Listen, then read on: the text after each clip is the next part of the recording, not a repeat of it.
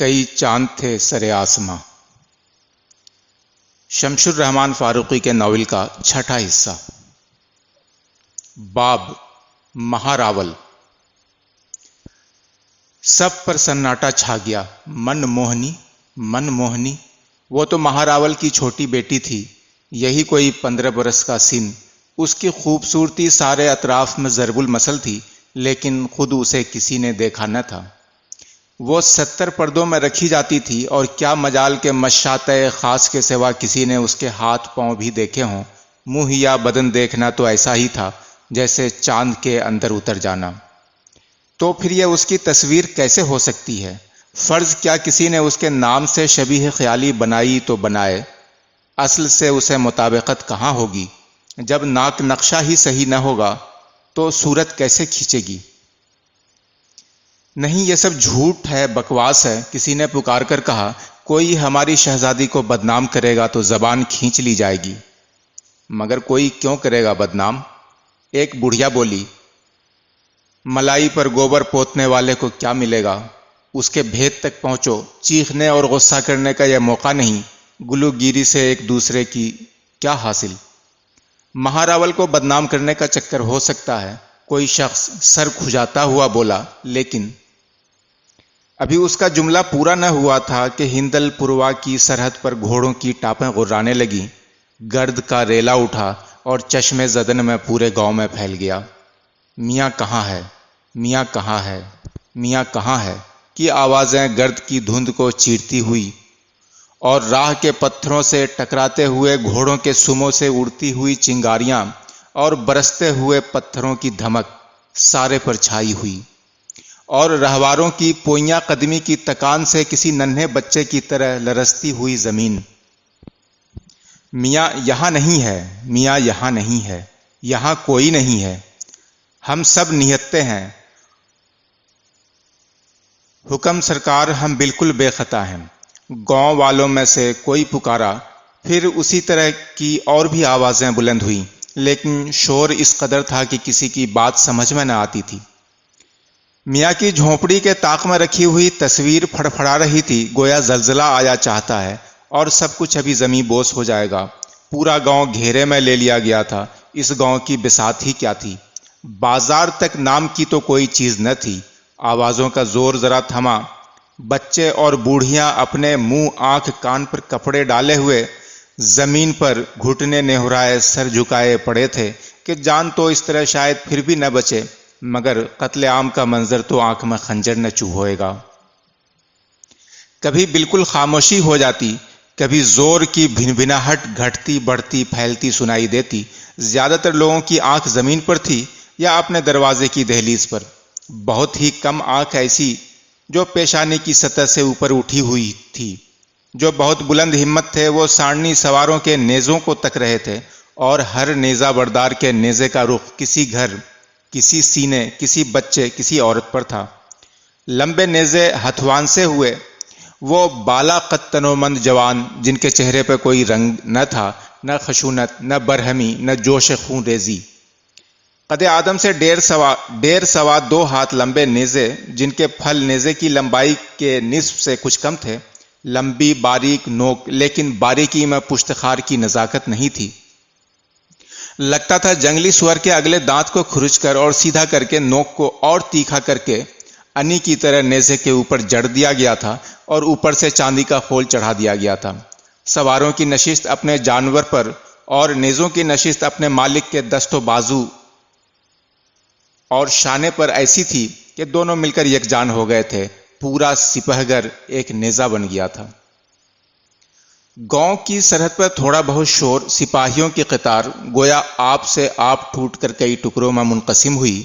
آگے آگے مہاراول گجندر پتی سنگھ اپنے عربی گھوڑے پر سوار، لیکن ننگے سر۔ گاؤں والوں نے تو کیا، شاید کھلے آسمان نے بھی یہ لرزہ خیز منظر پہلے کبھی نہ دیکھا تھا۔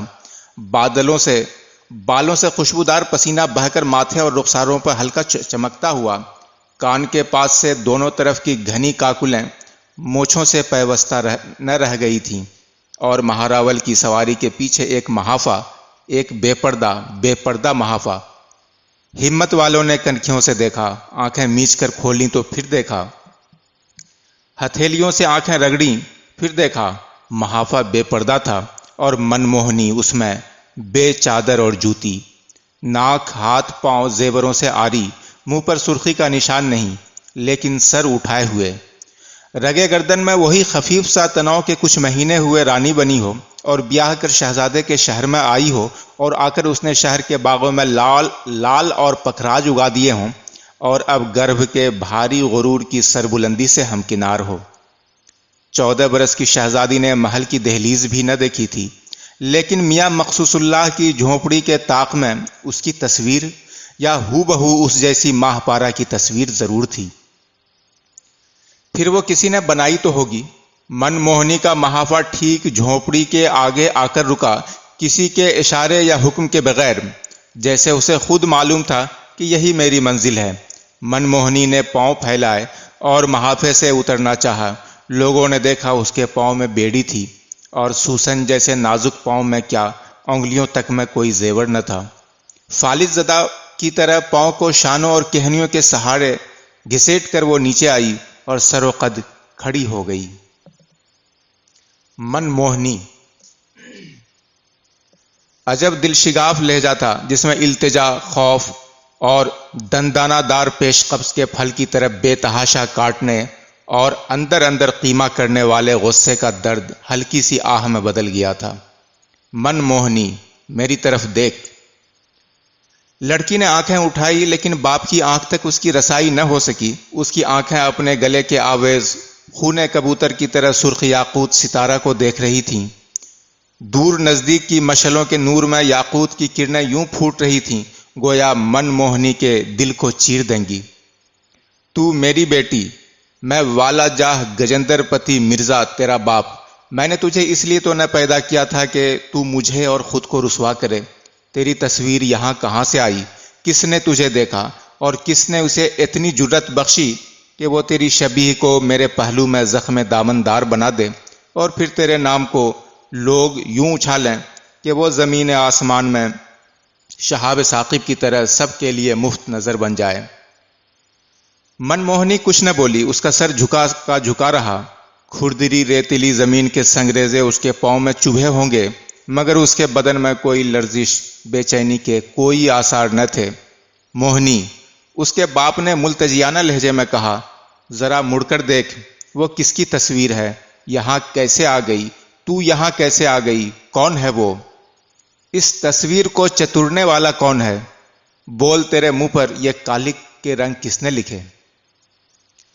لڑکی نے آہستہ آہستہ گردن موڑ کر اپنے شانوں کے پیچھے دیکھا۔ وہاں جو تصویر اپنی جوت جگا رہی تھی اس میں بالکل وہی انداز تھا۔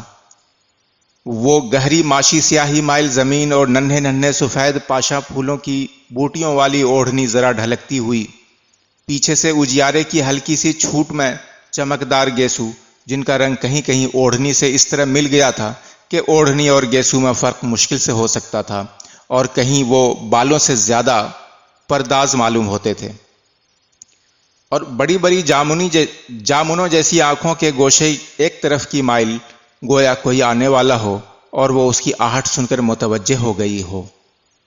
گردن سیدھی کر، میری طرف دیکھ۔ اس بار باپ کے لہجے میں التجا، درد، خوف کچھ نہ تھا، صرف تحکم تھا۔ من موہنی نے دھیرے دھیرے منہ موڑا۔ اس کا پورا چہرہ دوبارہ سب کے سامنے تھا۔ گجندر پتی مرزا عربی مشکی پر سوار پیچھے ہٹتا گیا یہاں تک کہ وہ من موہنی سے کوئی 200 قدم کی دوری پر جا کر ٹھہرا۔ اس نے نیزے کو گھوڑے کی پشت و شکم کے متوازی کر کے دوسرے ہاتھ میں ڈالا، اس طرح کہ نیزے کی انی کا سرا گھوڑے کی کنوتیوں کے بیچوں بیچ آ گیا۔ پھر اس نے میان سے تلوار نکالی، تلوار ہتھواس کر اس نے بازو پھیلایا۔ دیکھنے والوں کو لگا جیسے کسی آسمانی عقاب کا شہپر اس کے پنجے میں اگ آیا ہو۔ گھوڑے کو ہلکی مہمیز لگی، تلوار اور بازو ساکت اور سخت تھے۔ صبا رفتار کو رانوں سے ہلکا سا دبا کر شہزور نے خدا جانے کیا اشارہ دیا کہ گھوڑے نے ایک قدم جست کی، پھر کچھ دکھائی نہ دیا کہ کب وہ 200 قدم کا فاصلہ طے کر کے من موہنی کے سر پر آ پہنچا، کب تلوار کی بال سے بھی زیادہ باریک دھار من موہنی کی گردن پر اس پار سے اس پار تک خط کھینچتی چلی گئی۔ شہسوار اور راہوار آگے بڑھتے چلے گئے۔ دل کی چند دھڑکنوں تک منموہنی کا سر اس کی گردن ہی پر رہا، پھر جیسے ٹاپ کی کوہ پا کر دھمک کی تکان مردہ جسم تک پہنچی۔ منموہنی کا سر لڑھکتا ہوا 2-4 گز کی دوری پر بے حس کھردری بھوری زمین پر تھا، لیکن منموہنی کے نہال قد کو زمین چومنے کے لیے کچھ لمحے اور درکار تھے۔ خون کی چادر نے اس کے سینہ و پہلو کو ڈھانک لیا، قدے بالا یوں لہرایا جیسے رقص میں ہو، پھر بستر نرم پر پالے پوسے اس تن کو خاکستر گرم نے اپنی آغوش میں لے لیا۔ شہسوار دریا کی موج کی طرح لہرا کر بے تکلف یوں مڑا گویا وہ آگے جا ہی نہ رہا تھا، صرف ران باغ کی لڑگت دکھا رہا تھا۔ تلوار بھی اسی رقیق لہراتی سی شان سے میان کے اندر تھی، اور اب اس کے ہاتھ میں نیزہ تھا۔ میاں کی جھونپڑی کے دروازے پہ کشتہ پڑی ہوئی حور کی طرف اس نے نگاہ بھی نہ کی، بس نیزے کو لمبا کیا، سدا ہوا ہاتھ طاق تک پہنچا، تصویر کے سینے کو نیزے کی انی سے چھید کر وہ اس سے اس طرح باہر نکال لایا جیسے زیر آب خنجر مار کر مچھلی کے پیٹ میں لوہا اتار دیا ہو۔ ایک جھٹکا اور تصویر زمین پر تھی، پھر ایک اشارہ اور تصویر گھوڑے کے سموں کے تلے پائمال تھی۔ یہ لوگ صبح صبح پہلے پہل گاؤں خالی کر دیں، ورنہ میں ان کی جان مال کا ذمہ دار نہ ہوں گا، اس نے گردن موڑ کر کسی سے کہا۔ پھر اس نے نیزے کو اسی طرح شوارنگ گھوڑے کی کنوتیوں کے درمیان رکھ لیا اور مجمع سے نکلتا چلا گیا۔ باب مخصوص اللہ۔ ایک لمبی آہ اٹھی اور عقاب کی طرح آسمان میں گم ہو گئی، کسی کے گلے سے، کسی کے سینے سے، کسی کے پورے وجود سے اٹھی، لیکن ہوا کی تاریکی میں کچھ بھی اضافہ نہ ہوا۔ ماؤں کو پکارتے بچے، بیٹیوں کو گہارتی مائیں، بوڑھے بوڑھیوں، بیویوں اور معشوقوں کو دوڑ دوڑ کر چادریں اڑھاتے نوجوان، یہ سب تھے ہی کتنے لوگ۔ جب میاں مخصوص اللہ تقدر اور طاؤس اور پیلک کے پروں سے بھری ہوئی اپنی جھولی سنبھالے ہندل پوروا سے 3 کوس کی دوری پر تھا تو اسے اپنے گاؤں کے جلاوطن ملے۔ اس نے کچھ پوچھا، کچھ پوچھے بغیر سمجھا، اور چپ چاپ قافلے کے آخری مسافروں میں شامل ہو گیا۔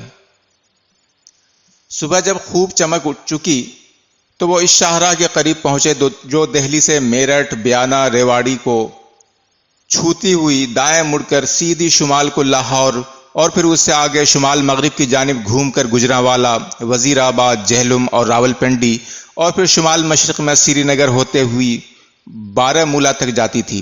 ہندل پوروا کے بزرگوں نے حساب لگا کر فیصلہ کیا کہ شمال مغرب کی سمت جنوب مشرق سے بہتر ہے، حالانکہ آب و ہوا، زبان، رسم ریت سب ہی ادھر اجنبی تھے۔ اب وہ سر شاہراہ اس انتظار میں رک گئے کہ کوئی بڑا اور معتبر قافلہ شمال مغرب کی طرف جاتا ہو تو وہ اس میں شامل ہو لیں۔ 3 دن اس انتظار میں لگے، پھر جگہ جگہ رکتے رکاتے ٹھہرتے، رخت سفر کھولتے باندھتے ہندل پوروا کے لوگ مختلف مقام و مستقر کو اختیار کرتے اپنی ایک اصل سے دور اور ایک نئی اصل سے نزدیک ہوتے گئے۔ تھک تھک کے ہر قیام پر 2-4 رہ بھی گئے۔ 5 مہینے کی مسافت کے حرج مرج کھینچتا یہ قافلہ جب بارہمولہ پہنچا تو ہندل پوروا کے بہت کم لوگ اس کے ساتھ تھے۔ میاں چتیرا ان کا سب سے نمایاں فرد تھا۔ جاننے والے جانتے تھے کہ اس کے ہاتھوں میں قوس قزح اور انگلیوں میں صبح اور چاندنی کی روشنیاں اور بادلوں اور دھندلکوں کی سیاہیاں ہیں۔ چنار کا ایک خشک پتا، ایک پیالی پانی اور 1-2 مٹمیلے رنگ میاں کو مل جائیں تو وہ پورے پیڑ کو نہ سہی اس خشک پتے کو پھر سے زندہ کر سکتا تھا۔ لہذا قافلے کے ہر فرد نے اپنی حیثیت کے مطابق اس کی تقدیم کی اور دشمنوں سے، جانوروں سے، صعوبات سفر سے، راہوں کے ہوش ربا پیچ و خم سے اسے حتی الامکان محفوظ رکھا۔ جب قافلہ بارہمولہ پہنچا تو میاں چتیرا بہت ساری راجپوتانی بولی بھول چکا تھا، اور چند ہی مہینے اور گزرے تھے کہ وہ کشن گڑھ قلم کی مصوری کے لیے رنگ بنانا بھی بھول گیا۔ اور کیسے نہ بھولتا، ان اطراف میں نہ تو وہ جڑی بوٹیاں تھیں، نہ وہ پتھر اور پانی، نہ وہ کیڑے مکوڑے، اور سب سے بڑھ کر نہ وہ دیویوں جیسی قداور اور سنہرے تامڑے رنگ کے ہاتھ پاؤں والی حسین لڑکیاں جن کے ہتھوڑے کی ایک ضرب سے لاجورد یا زبرجد کا بظاہر مٹ ملاڈ مٹ میلا ڈلا 3 ٹکڑے ہو جاتا تھا۔ پھر بڑے پتھر کو وہ آہستہ آہستہ ہلکے پانی میں دیر تک اس طرح گھستی رہتی کہ ان کا سقیم و عقیم حصہ گھس کر زائل ہو جاتا اور نیلے نافرمان والے رنگوں میں جیسے تتلی یا مصری اسکرب جیسے فیروزی کیڑے کا رنگ نمایاں ہو جاتا۔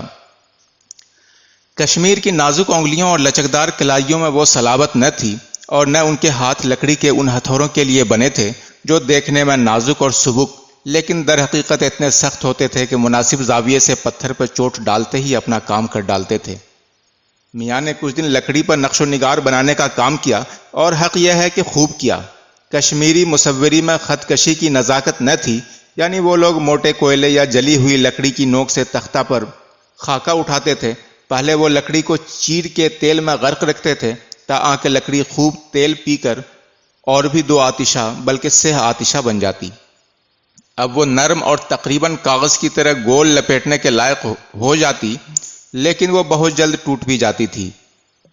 اس لیے اب لاکھ کی ہلکی ہلکی تہیں وقفے وقفے سے پھیری جاتی تھیں کہ لکڑی کے منہ پر چمک اور اندر مضبوطی آئے۔ ہر تہ کے بعد لکڑی کو سائے میں رکھ کر سکھایا جاتا، حتیٰ کہ وہ گتے کی طرح محسوس ہونے لگتی۔ اب اسے تصویر کشی کے قابل قرار دیا جاتا اور مصوروں کے ہاتھ اچھی قیمت پر فروخت کر دیا جاتا تھا۔ یہ سب تو تھا، لیکن وہاں بنی ٹھنی کہاں تھی؟ اور وہ ریشمی جھالر جیسی جلد والے ناقے کہاں تھے؟ وہ بڑی بڑی ہرنیوں جیسی اور گھوڑوں میں سے گہری آنکھوں والی سانڈنیاں کہاں تھیں، جن میں کسی ایک کی اونچائی 10-12 ہاتھ سے کم نہ تھی اور جن کے پاؤں ریت پر اتنے ہلکے پڑتے تھے کہ بیاہی اور کنواری سانڈنی کی دوڑ میں کچھ فرق ہی نہ معلوم ہوتا تھا۔ وہ 8-8 ہاتھ لمبائی کے آدم خور تیندوے اور گلدار کہاں تھے، جو راتوں کو گھروں کے تنگ روشن دانوں کے ذریعہ اژدہوں کی سی آہستگی سے بند کمروں میں سرک آتے تھے، اور وہ اپنے انسانی شکار کو ایک ہی تھپڑ میں اس طرح نیم مردہ کر دیتے کہ اس کے منہ سے سسکی بھی نہ نکلتی، اور پھر اسے وہ اس صفائی سے اٹھا لے جاتے کہ اس کے پاس بیٹھے ہوئے شخص کو تیندوے کے آنے اور جانے کی خبر اس وقت لگتی جب شکار کے ہاتھ سے چلم چھوٹ کر گرتی اور جلتے ہوئے تمباکو اور کوئلے کی چنگاریاں کچے فرش پر گلے چاندنی کی طرح بکھر جاتی۔ یہاں تو سر بفلک سروں کے پیر تھے اور سر افراز پراسرار کالے دیودار تھے، بھاری بھرکم سہی قد، اتنے گھنے اتنے بخود پیچیدہ کہ لگتا تھا کہ کوئی پرندہ انہیں اپنا مسکن نہ بناتا ہوگا، ان کی شاخوں پر گرم نوا بھی نہ آتا ہوگا، اور یہ خود بھی کسی چرند پرند سے بات نہ کرتے ہوں گے، سر بھی نہ ہلاتے ہوں گے۔ برف کی قلمیں جب ان کی ڈالی ڈالی اور پھر پتی پتی پر پھوٹ نکلتی ہوں گی تو بھی یہ کہتے کچھ نہ ہوں گے، بس شاید ذرا زمین کی طرف مائل ہو جاتے ہوں گے اور زبان حال سے کہتے ہوں گے کہ ہم ہیں تو یہیں کے، اب ہم کو حق نے سرفراز کیا ہے، تو کبھی کبھی موت کی ٹھنڈک کا مزہ چکھنے کے لیے یہ سنگین سوئیاں بھی ہمارے ریشے ریشے میں پیوست کر دیں، اچھا ہی تو کیا۔ مخصوص اللہ کو وہ آسمان سے باتیں کرتے ہوئے سیاہ مرطوب دیودار کبھی اچھے نہ لگے، اور رہے وہ پھول جو بارہمولہ میں جہلم کے کنارے برف کے مہینوں کے سوا سارے برس کسی نہ کسی رنگ میں کھلتے رہتے، تو ان کی پتیاں اتنی ہلکی اور پنکھڑیوں کی رگیں اس قدر باریک ہوتی تھیں کہ مخصوص اللہ کو چنار اور کزم کے بڑے پتوں کا ڈھانچہ بنانے میں زیادہ لطف آتا تھا کہ ہر طرف ہر رگ بالکل واضح ایک تنزیہی جال سا بنا ہوا، ہر رگ خشک لیکن ریشم کے دھاگے کی طرح نرم اور لچکدار ہوتی تھی۔ بالآخر میاں نے کاغذ اور لکڑی پر نقش و نگار بنانے اور مینا کاری کا فن سیکھ لیا، اور 2 ہی 1 برس میں وہ ان ہنر مندیوں کا مرد میدان مانا جانے لگا۔ اس کی فنکاری کے آگے لوگ اس کے لہجے، اس کی صورت شکل، اس کی چال ڈھال سب کچھ بھول کر اسے کشمیر ہی کا فرزند سمجھتے۔ 2-4 برس اور گزر گئے۔ میاں چتیرا اب مخصوص اللہ میاں نقاش بن گیا۔ اس نے کپواڑہ کی رہنے والی ایک کشمیری لڑکی سلیمہ سے شادی کر لی اور وہیں منتقل ہو گیا۔ کام اس کا خوب چل نکلا تھا، لیکن پھر بھی وہ اختراعی باتیں سوچتا اور نئی اختراعوں کے لیے کوشاں رہتا۔ ہاتھی دانت کا رواج کشن گڑھ میں تھا نہیں، اور کشمیر میں جو تھوڑا بہت کا کانگڑا قلم رائج تھا وہ نہ ہاتھی دانت کے خطوط کی باریکیوں کا متحمل ہو سکتا تھا اور نہ کشن گڑھ کی بری تختی اس کو راس آ سکتی تھی۔ پھر بھی مخصوص اللہ نقاش نے خدا جانے کس طرح ہاتھی دانت پر کانگڑا اور کشن گڑھ کے امتزاج سے ایک تصویر بنی ٹھنی کی بنا ڈالی اور اسے اپنی کارگاہ کے طاق میں آویزاں کر دیا۔ کسی نے کبھی اس سے کشن گڑھ کے حالات معلوم کرنے چاہے یا ہاتھی دانت پر بنی ہوئی اس انوکھی شبیہ کے بارے میں کچھ پوچھنا چاہا تو وہ بات کو صاف اڑا جاتا، اور بعض اوقات یہ بھی لگتا کہ ان موضوعات پر لب کشائی اپنی یا کسی کی بھی اسے گوارا نہیں۔ بنی ٹھنی کے طاق پر ہر شام چراغ جلتا تھا۔ کسی کو اس کے بارے میں پوچھنے کا یارہ تو تھا نہیں، لیکن شاید روز بروز یا شاید رات رات بھر جاگ کر اسے دیکھتے رہنے کے باعث مخصوص اللہ نقاش کے مزاج میں کچھ وارفتگی پیدا ہو چلی تھی۔ اب وہ کئی دن کام نہ کرتا، کئی دن چپ رہتا، کئی دن کھانا نہ کھاتا یا برائے نام کھاتا۔ کبھی کبھی وہ گھر کے آنگن میں کھلے ہوئے بادام یا خوبانی کے شگوفوں کو گنتا اور گھر کے بچوں سے شرط لگاتا کہ کون سا شگوفہ کب ثمر کی صورت اختیار کرے گا۔ پھر ایک دن مخصوص اللہ نے اعلان کر دیا کہ یہ تیل پانی والی نقاشی مجھے بالکل نہیں بھاتی، آج سے یہ کام بند۔ بنی ٹھنی کی تصویر بھی اٹھا کر اس نے جیب میں رکھ لی اور سر پر پگڑی کس کر بیٹھ گیا کہ اب جاتا ہی جاتا ہوں۔ اس کی بیوی نے سر پر 72 مار کر کہا، اور کھاؤ گے کیا اور ہمیں کھلاؤ گے کیا؟